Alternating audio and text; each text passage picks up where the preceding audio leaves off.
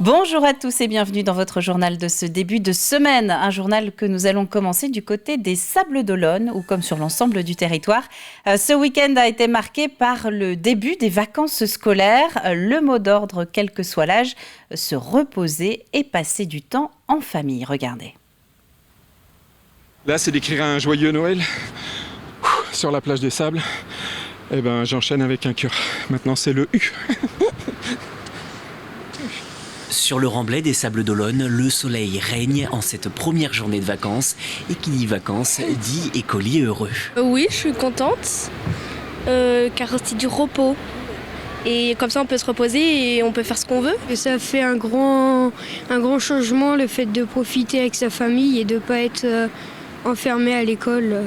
C'est bientôt Noël et je suis pressée d'être Noël.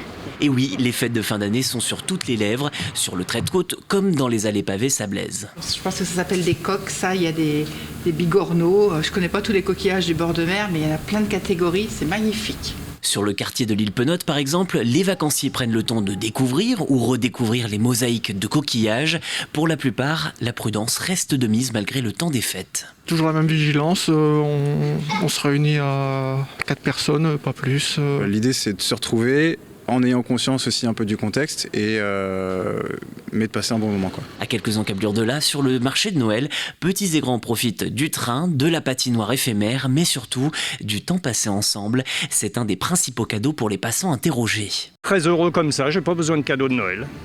Voilà, c'est d'avoir ma famille autour de moi et le bonheur autour de moi. La vie courante fait qu'on est toujours pressés les uns les autres, alors que là, on calme un peu le jeu. Il faut toujours trouver du positif dans le négatif, sinon nous sommes très malheureux. Donc oui, voilà, c'est ça le positif. Ça a donné d'autres valeurs que du matériel. Et vous le savez bien, la ville des Sables d'Olonne attire de nombreuses personnalités et la rédaction a eu la chance d'en interviewer une. Soyez sages, prenez soin de vous et de votre santé. À bientôt, au 24 et 25 décembre.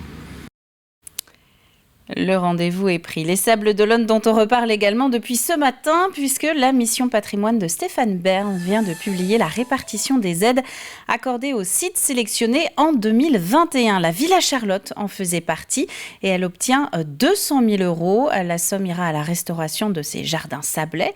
La Fondation précise que la restauration de la villa, elle, interviendra dans un deuxième temps.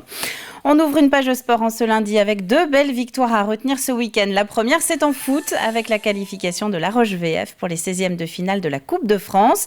Pas de grande surprise, la hiérarchie a été respectée, comme on dit, puisque 2 divisions séparaient les Lyonnais de Montauban qui évoluent en Régional 2. Mais ça n'a pas été si simple que ça, puisque les Montalbanais menaient au score à la 89e minute et tout s'est joué dans les arrêts de jeu avec un score final de 2-1 pour les Vendéens. Prochaine étape, ce sera le 2 janvier face à Versailles qui évolue une division au-dessus. Et puis l'autre victoire, c'est en basket.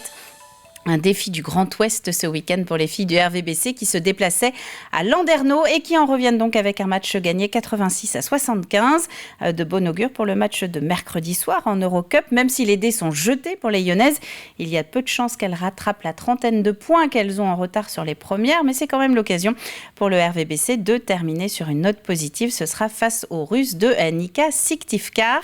Et le reste des résultats sport de ce week-end, c'est évidemment ce soir dans le dernier 85 chrono de l'année. Un record d'affluence maintenant, c'était ce week-end au logis de la Chaboterie. Le site de Montrévert accueillait la 9e édition de son festival jeune public. 16 000 personnes sont ainsi allées à la rencontre des princes et princesses du site puisque c'était le thème de cette année. Et parmi eux, Albert Mouton. Bonjour. Bon après-midi. Ambiance féerique pour ce Noël à la Chaboterie.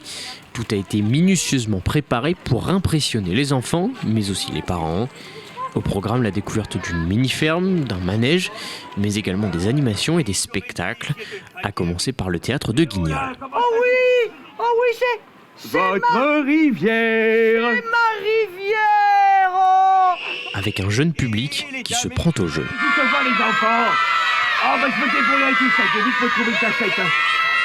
C'est sans peine de guignol en fait, c'est cette interactivité et le plaisir qu'on a à écouter les enfants, d'entendre leurs réactions et c'est là tout le bonheur. Ça leur permet d'avoir un moment de défoulement qui est très appréciable. Avec Guignol, c'est ça, c'est cette chance qu'ils ont, c'est de pouvoir parler, crier, rire. Un peu plus loin, au cœur de la cité médiévale, les enfants, chacun leur tour, tentent d'arracher de son rocher la célèbre épée du roi Arthur, Excalibur.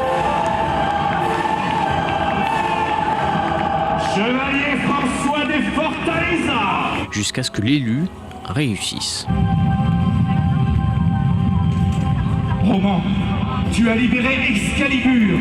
La cérémonie, elle est toujours très impressionnante pour les enfants et tout. La chose la plus belle, c'est de revoir les sourires des enfants, mais aussi des familles et des parents qui repartent enchantés d'un tel lieu qui est magique et qui est complètement unique avec Enfin, c'est un héritage énorme, vraiment énorme et très impressionnant. Donc à nous de le faire vivre du mieux qu'on peut, sans pouvoir abîmer toutes ces choses-là. Et rien qu'un enfant qui nous sourit, c'est beau, c'est magique, vraiment. Et le public semble visiblement ravi du déplacement. Parce qu'on est en famille, et puis on est avec le petit Lenny. On voulait lui faire voir toute la magie de Noël. Il a les yeux grands ouverts, c'est excellent. On retrouve un peu notre âme d'enfant, c'était bien, hein. Et puis un peu tout, les animations, les gens costumés, moi j'adore. Non, c'est bien. À l'occasion de ce week-end, un record d'affluence a été battu. Environ 16 000 personnes sont venues découvrir les festivités de Noël à la Chabotterie. Et puis toujours dans cet état d'esprit des fêtes de fin d'année, Mouilleron-Saint-Germain accueillait hier son premier marché de Noël. Un rendez-vous qui aurait dû déjà avoir lieu l'an dernier, mais qui avait été repoussé du fait de la crise sanitaire. Aux manettes, la commission culture de la commune, les exposants locaux étaient à l'honneur.